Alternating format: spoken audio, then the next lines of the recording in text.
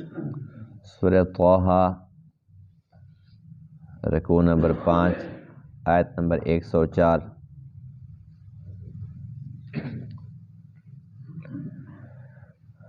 اعوذ باللہ من الشیطان الرجیم، بسم اللہ الرحمن الرحیم۔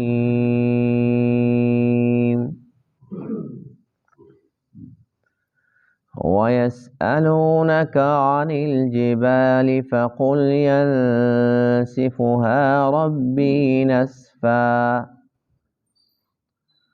فَيَذَرُهَا قَاعًا صَفْصَفًا لَا تَرَىٰ فِيهَا عِوَجًا وَلَا أَمْتًا يَوْمَئِذٍ يَتَّبِعُونَ الدَّاعِيَ لَا عِوَجَ لَهُ وَخَشَعَتِ الْأَصْوَاتُ لِلرَّحْمَنِ فَلَا تَسْمَعُ إِلَّا هَمْسًا يَوْمَئِذٍ لَا تَنفَعُ الشَّفَاعَةُ إِلَّا مَنْ أَذِنَ لَهُ الرَّحْمَنُ وَرَضِيَ لَهُ قَوْلًا يَعْلَمُ مَا بَيْنَ أَيْدِيهِمْ وَمَا خَلْفَهُمْ وَلَا يُحِيطُونَ بِهِ عِلْمًا۔ صدق اللہ العظیم۔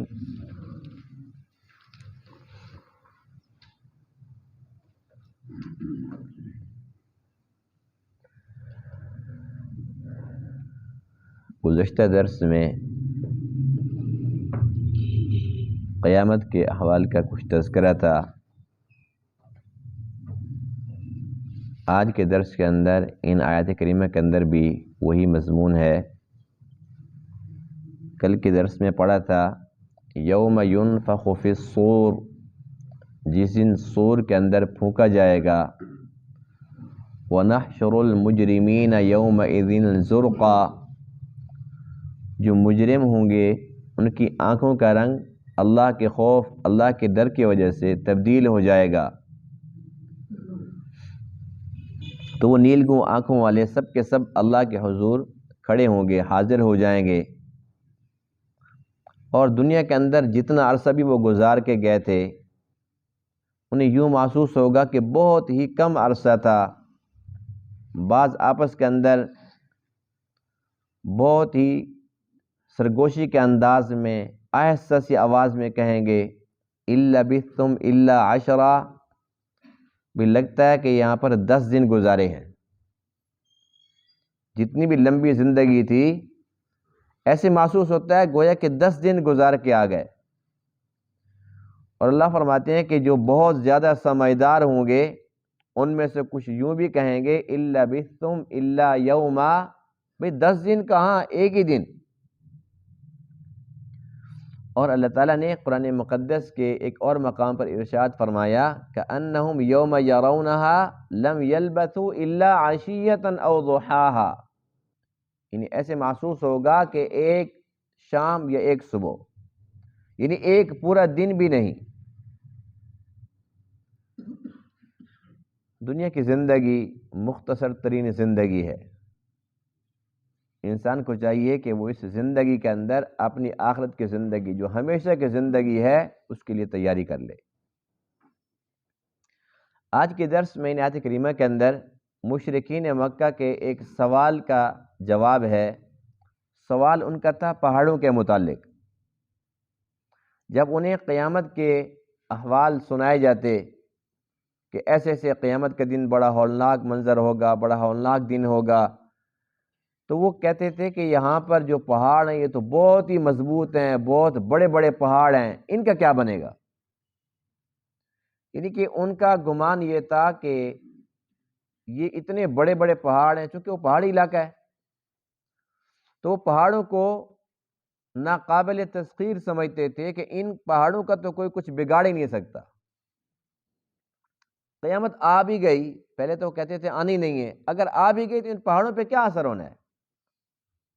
پہاڑ تو ہلنے والے بھی نہیں۔ تو ان لوگوں نے پہاڑوں کے بارے میں جب اللہ کے نبی سے پوچھا تو اللہ نے اس کا جواب دیا۔ اللہ فرماتے ہیں کہ تم ان کو اتنا مضبوط سمجھتے ہو اللہ کے حکم کے سامنے، تو یہ ریت سے بھی کمزور ہو جائیں گے، ریزہ ریزہ ہو جائیں گے، یہ اتنے کمزور ہیں اللہ کے سامنے۔ اللہ فرماتے ہیں کہ جب میرا حکم آئے گا تو ان تمام پہاڑوں کو میں ختم کر دوں گا۔ ایک آیت میں ارشاد فرمایا وَتَكُونُ الْجِبَالُ كَالْعِهْنِ الْمَنْفُوشِ، جس طریقے سے روئی پڑی ہوتی ہے نا، یہ پینجا مشین سے جب وہ جاتی ہے پھر وہاں سے جب نکل کے آتی ہے وہ بڑا پہاڑ نظر آ رہا ہوتا ہے، لیکن پہاڑ ہوتا تو نہیں ہے، نہ اس کا کوئی وزن ہے، نہ اس کے اندر کوئی پائیداری کو طاقت ہے۔ تو اللہ فرماتے ہیں کہ جب میں پہاڑوں کو ریزہ ریزہ کروں گا تو یہ ایسے نظر آئیں گے جس طریقے سے یہ اون پڑی ہوتی ہے، جیسے کپاس پڑی ہوتی ہے۔ اور اللہ فرماتے ہیں کہ پھر یہ جب سب کے سب پہاڑ ختم ہو جائیں گے تو زمین بالکل ہموار صاف ایک جیسی ہو جائے گی، نہ اس کے اندر کوئی ٹیڑھا پن ہوگا، نہ اس کے اندر کوئی جگہ اونچی ہوگی، نہ کوئی نیچی ہوگی، نہ کوئی کجی ہوگی، سب بالکل ایک جیسی زمین ہو جائے گی۔ اس دن پھر سب کے سب لوگ اللہ سے ڈر جائیں گے، جو آج پوچھ رہے ہیں کہ پہاڑوں کا کیا بنے گا، انہیں تو کوئی ہلا نہیں سکتا، اس وقت بھی تو اس نسل کے لوگ ہوں گے نا۔ جب وہ پہاڑوں کی یہ حالت دیکھیں گے پھر وہ ڈر جائیں گے، اور اللہ فرماتے ہیں کہ پھر جو بلانے والا ہے یعنی جو فرشتہ ہے وہ کہے گا چلو حاضر ہو جاؤ، وہ جس چیز کو بلائے گا سب اس کی پکار پہ لبیک کہیں گے، فوراً حاضر ہوئے کھڑے ہوں گے، اس لیے کہ اس کے بغیر کوئی چارہ ہی نہیں، نہ کوئی وہاں سے بھاگ سکتا۔ اب اللہ کے حضور کھڑے ہو جائیں گے تو اللہ فرماتے ہیں کہ اب ان کی بولتی بند ہو جائے گی، اب ان کی آواز پست ہو جائے گی۔ دنیا کے اندر بہت اونچا بولتے تھے، آج ان کی زبان ایسی ہے جیسے یہ گونگے بن چکے ہیں۔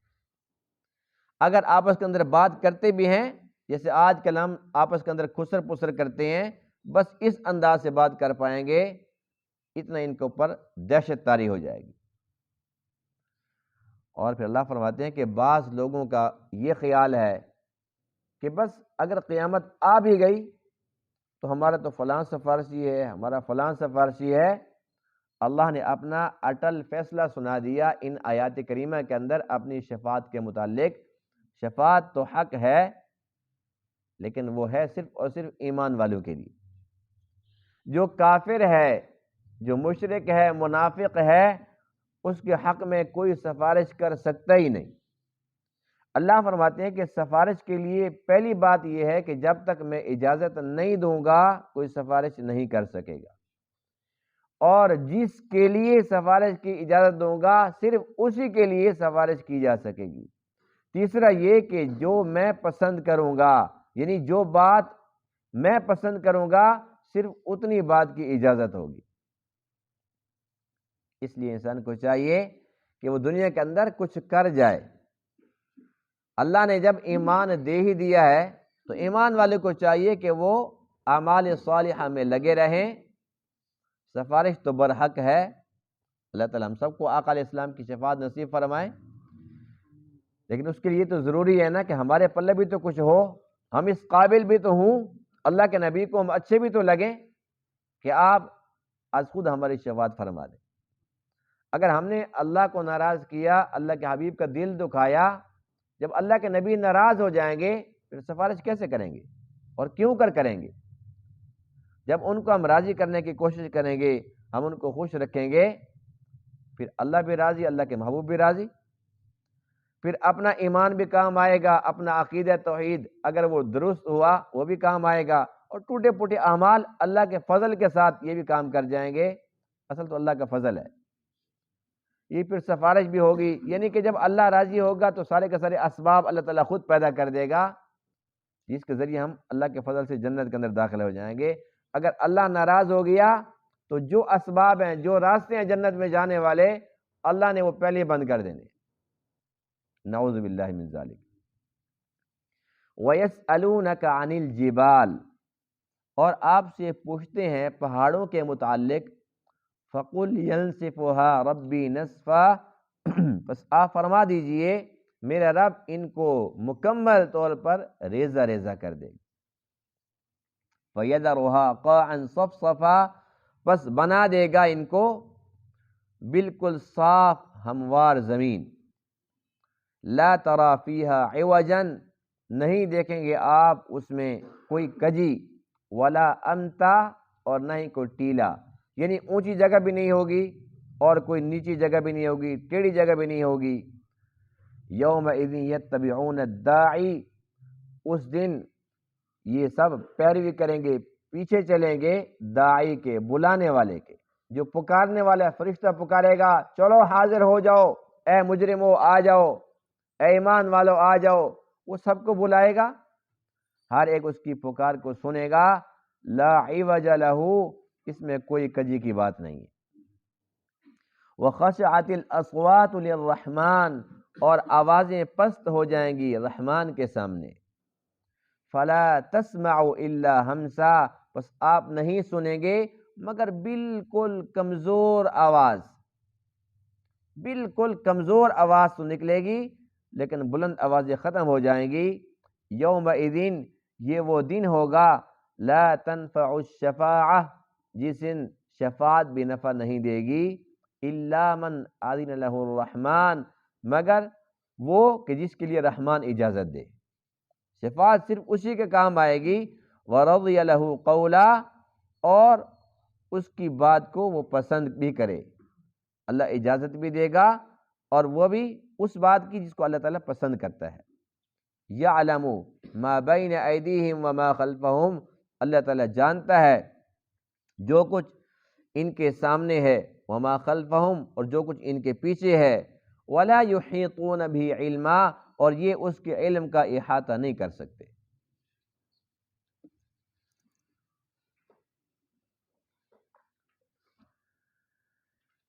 قیامت کا دن ایسا ہولناک دن ہے جس کے بارے میں اللہ فرماتے ہیں لیوم عظیم، بڑا دن ہے، جس کو اللہ بڑا دن قرار دے رہا ہے، اور اس کی ہولناکی کا اندازہ آپ اس بات سے لگائیں، اللہ فرماتے ہیں ان زلزلۃ الساعۃ شیء عظیم، یہ جو قیامت کا جھٹکا ہے یہ بہت بڑا ہے۔ یوم ترونہا تذہل کل مرضعۃ عما ارضعت، جو دودھ پلانے والی ہے دودھ پیتے بچے کو پھینک دے گی۔ وَتَضَعُ كُلُّ ذَاتِ حَمْلٍ حَمْلَهَا، ہر حاملہ، انسان ہو، جن ہو، کوئی اور جانور ہو، ہر حاملہ اپنا حمل گرا بیٹھے گی۔ یعنی کہ جو ماں ہوتی ہے نا، ماں، وہ اپنی جان پر بھی کھیل جاتی ہے، اپنے دودھ پیتے بچے کو اپنے ہر وقت اپنے ساتھ چپکا کے رکھتی ہے، سینے کے ساتھ لگا کے رکھتی ہے، ہر وقت اسی کی فکر میں لگے رہتی ہے، پیار جو بہت زیادہ ہوتا ہے، یوں سمجھو کہ اس کو دودھ نہیں اپنا خون پلا رہی ہوتی ہے، ایسی بات کہ نہیں ہے۔ یعنی کہ اس سے زیادہ مقدس پاکیزہ رشتہ کیا ہو سکتا ہے کہ ایک ماں اپنے دودھ پیتے بچے کو، بڑوں سے تو پھر بھی ناراض ہو جاتی ہے، دودھ پیتا بچہ وہ بار بار پیشاب کرتا ہے، اس کو پھر دھوتی ہے، پھر اس کو نہلاتی ہے، پھر اس کے بعد اچھے کپڑے پہناتی ہے، پھر خوشبو لگاتی ہے، پھر پاؤڈر لگاتی ہے، پھر اس کے بعد پھر وہ وہی کام کر دیتا ہے، وہ پھر اپنے کام پہ شروع۔ ایک دن میں، رات میں کتنی مرتبہ وہ اپنے کپڑے خراب کرتا ہے، وہ ماں کو تنگ کرتا ہے، لیکن ماں پھر بھی اس کو صاف ستھرا کر کے پھر بار بار چومتی، اتنا ماں کو پیار ہے۔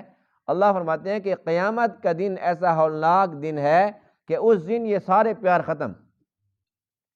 جب ایک ماں اپنے دودھ پیتے بچے سے پیار ختم کر دے گی، اپنی جان کی فکر میں لگ جائے گی، تو باقی رشتوں کا خود اندازہ لگا لو۔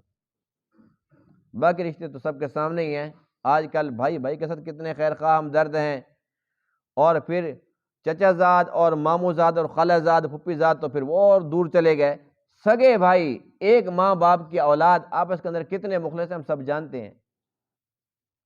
تو اس لیے یہ تو پھر پیچھے چلے جاتے ہیں رشتے، یعنی کہ ماں اپنے دودھ پیتے بچے کو بھی بھلا دے گی، اور اتنی ہولناکی ہوگی کہ جو حاملہ ہے، جو حمل کے ساتھ ہے، اس کے پیٹ کے اندر جو بچہ ہے اس کو بھی وہ اللہ کے ڈر سے گرا دے گی۔ یہ اس وقت ہوتا ہے جب انسان بہت زیادہ اضطراب کے عالم میں ہو. بس وقت ایسا ہوتا ہے نا کہ حمل گر جاتا ہے، بچہ ضائع ہو جاتا ہے، تو کیا کہتے ہیں جی اس کا باپ فوت ہوا نے اس نے صدمہ لے لیا، اس کی ماں فوت ہوئی اس نے صدمہ لے لیا، اس کے فلاں کو اٹیک آ گیا، اس کے گھر میں یہ حادثہ ہو گیا، فلاں پریشانی کی خبر سنی. یعنی کہ پریشانی کی خبر سے یہ حادثہ ہو جاتا ہے تو اللہ فرماتے ہیں کہ قیامت کے دن جو بھی حاملہ ہے سب اپنے حمل کو گرا بیٹھے. یعنی کہ یوں سمجھ لیں کہ اپنا کنٹرول اس کے ہاتھ سے نکل جائے گا. اب اتنا عظیم دن، اتنا ہولناک دن، اور اس کو مشرکین مکہ مذاق سمجھ رہے ہیں. کہتے ہیں اچھا اتنے بڑے بڑے پہاڑ، ہم ان کی چوٹی پہ چڑھ نہیں سکتے اور ان کو کوئی توڑ نہیں سکتا، اپنی جگہ سے ان کو کوئی ہلا نہیں سکتا. اگر قیامت حق ہے تو اتنے بڑے بڑے پہاڑ ان کو اپنی جگہ سے کون ہلا پائے گا؟ وہ بے وقوف اور نادان تھے.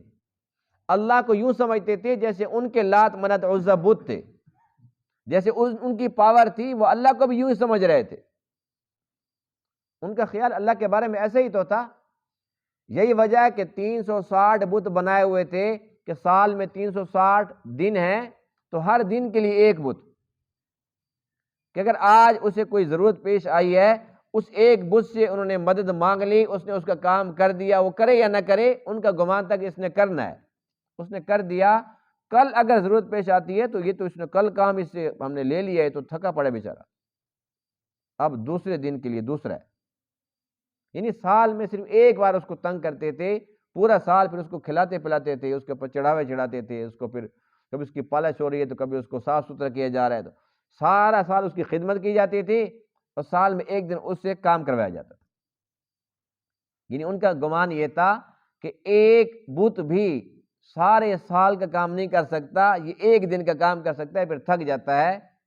تو اللہ کے بارے میں بھی ان کا یہی خیال تھا. تبھی تو جب اللہ کے نبی نے ان کو سمجھایا کہ اللہ وحدہ لا شریک ہے تو وہ کہنے لگے اجعل الآلہۃ الہا واحدا ان ھذا لشیء عجاب. وہ عجیب بات ہے، کہتے سارے چھوڑ دو ایک، تو ایک سارے کام کیسے کرے گا؟ ایک سارے کام کیسے کرے گا؟ جیسے ان کا گمان یہ تھا جیسے ایک انسان ہے بیک وقت ایک بندے کی 2 بندوں کی آواز سن سکتا ہے، حد 3-4 کی سن سکتا ہے، لیکن 50 کی تو نہیں سن سکتا. تو یہ جو لاکھوں کی تعداد کے اندر مخلوق ہے، کروڑوں کی تعداد میں، ان کا گمان یہ تھا کہ جتنی بھی مخلوق ہے اگر ساری شروع ہو گئی وہ ایک الہ کس کی سنے گا؟ یعنی اللہ کی معرفت حاصل نہیں تھی نا، اللہ کی پہچان حاصل نہیں تھی، تبھی تو وہ دھوکے میں پڑے ہوئے تھے. اپنے بتوں جیسا یا عام انسانوں جیسا وہ خیال کر رہے تھے. انہیں یہ معلوم نہیں تھا کہ اللہ کی ذات ایسی ذات ہے لا تأخذہ سنۃ ولا نوم، جس کی شان، اس کی تعریف یہ ہے اسے نہ نیند آتی ہے نہ اونگ آتی ہے. کوئی جتنا بھی متقی پرہیزگار ہو، بے شک ولی ہو، بے شک کوئی صحابی ہو، بے شک کوئی نبی ہی کیوں نہ ہو، کیا ایسا ممکن ہے کہ وہ نہ سوئے نہ اس کو اونگ آئے؟ ایسا ہو سکتا ہے؟ بشری تقاضا ہے، انسان نے سونا ہے، تھکنا ہے، سوئے گا تازہ دم کے اٹھے گا پھر تازہ دم ہو جائے گا، لیکن نیند تو آئے گی، اونگ تو آئے گی. اگر اللہ کو بھی نعوذ باللہ ایسے نیند آنا شروع ہو جاتی، اللہ بھی اونگ میں چلا جاتا، دنیا کا نظام آنن فانن درم برم نہ ہو جاتا. تو اللہ تعالیٰ کی تعریف تو یہ ہے اس کو نہ نیند آتی ہے نہ اونگ آتی ہے کہ یہ کمزوریاں ہیں. اللہ کے ذات سبحانہ تمام کمزوریوں سے پاک ذات ہے.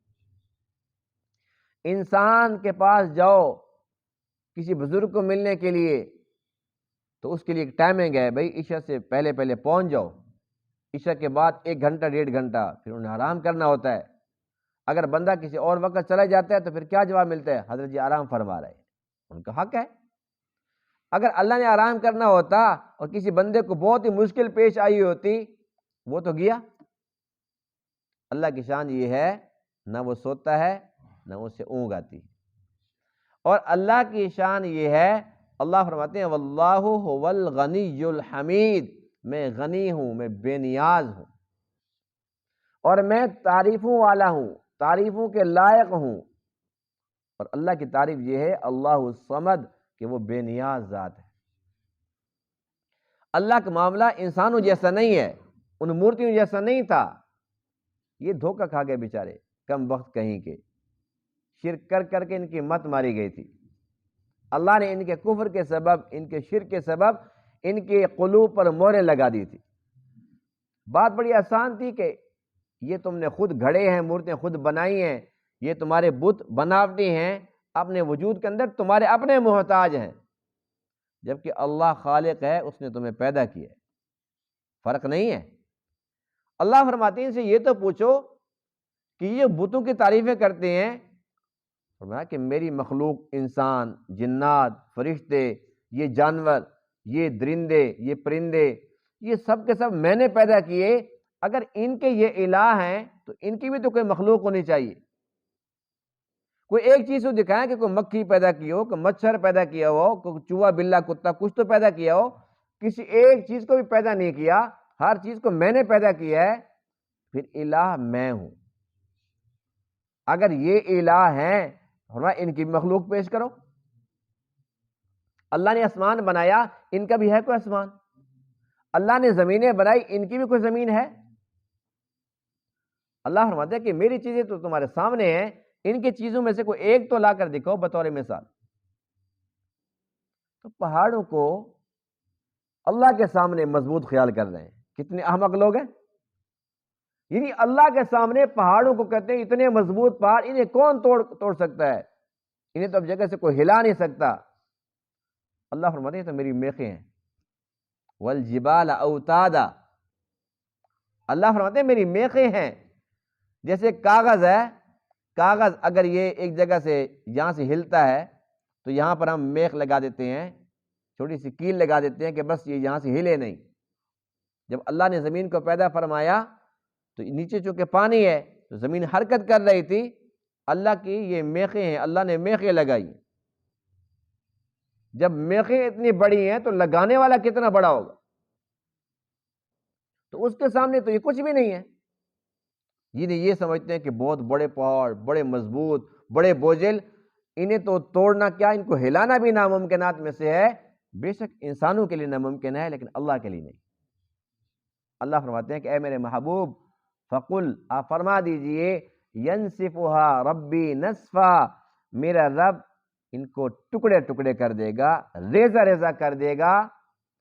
ایک آدمی نے فرمایا وَسُيِّرَتِ الْجِبَالُ فَكَانَتْ سَرَابًا، ان پہاڑوں کو چلایا جائے گا تو یہ ریت بن جائیں گے۔ اللہ کے سامنے تو ان کی یہ وقت ہے، ریت بنے پڑے ہیں۔ فَيَذَرُهَا قَاعًا صَفْصَفًا، جب اللہ کی میخیں ختم ہو جائیں گی، اللہ ان پہاڑوں کو ختم کر دے گا، اللہ فرماتے ہیں کہ پھر زمین ایسی ہموار ہو جائے گی، بالکل ہموار، صاف، بالکل ایک جیسی، لا ترى فيها عوجا ولا امتا، نہ کہیں سے آپ کو کوئی اس کا کوئی ٹیڑھ پن نظر آئے گا، کہیں سے ٹیڑھی ہے، کہیں پر گڑے ہیں، ولا امتا، کہیں سے اونچی ہے، ٹیلے ہیں، سب کچھ ختم۔ فرمایا کہ جب یہ سب کچھ دیکھیں گے اس وقت یہ بے بس ہو جائیں گے۔ یومئذ یتبعون الداعی، اس دن جو داعی ہے، پکارنے والا فرشتہ ہے، وہ پکارے گا آ جاؤ اے مجرمو، آ جاؤ اے مشرکین، آ جاؤ اے منافقو، آ جاؤ اے کافروں کی جماعت، آ جاؤ۔ یہ سب کا سب اس کے پیچھے بھاگ رہے ہوں گے، اس لیے کہ اس کے بغیر اور کوئی راستہ جو نہیں ہوگا۔ وہ پکارے اور کوئی بندہ بھاگ جائے، یہ تو ہماری دنیا کی عدالتیں ہیں نا، یہاں پر جب پکار ہوتی ہے تو بندہ غائب، مجھے پہلے پتہ ہوتا ہے خطرہ ہے، آج ہو سکتا ہے ضمانت خارج ہو جائے، پہلے سے پلاننگ ہوتی ہے، اگر یہ ہو گئی تو میں اس دروازے سے یوں بھاگوں گا۔ اللہ فرماتے ہیں کہ میرے ہاں اس کا تصور بھی نہیں ہے۔ این المفر، بھاگو گے تو بھاگو گے کہاں؟ کوئی انسان اللہ سے چھپ سکتا ہے؟ اللہ سے بھاگ سکتا ہے؟